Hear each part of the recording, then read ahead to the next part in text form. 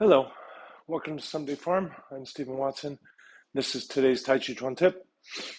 So I just got some expensive news, I guess, like a couple minutes ago, and I have to teach in a couple minutes.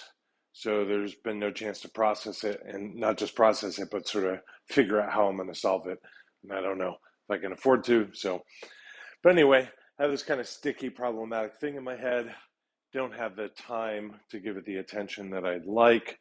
And so what I'm going to do, and this is our Tàijíquán Tip, is to do my practice.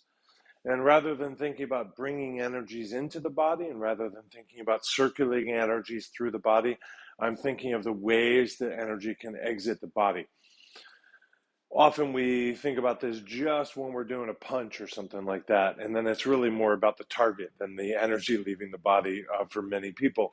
So the practice here is I'm just going to open creatively to as many ways that I can see the function of a move to help energy leave the body. Not just shake loose, not circulate. I'm not trying to come up with a resolution, but I'm looking for, well, when I do this, could the energy be flowing out that leg? Could the energy be flowing out the hip? Could it be flowing out the shoulder blades? Could it be showing out the ears, out the palm, out the elbow, whatever it might be?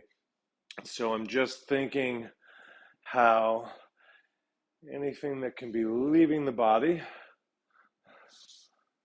can be supported in that path, in that process, by my practice. And this one will come back for sure as soon as I'm done teaching, and I'll have to figure out how to solve it. But what are you going to do? So enjoy that, and just remember, everything that leaves you is going to somebody. So share all of your very best. Thanks. Here are all the ways you can help besides online reviews and subscriptions. Thank you, thank you, thank you.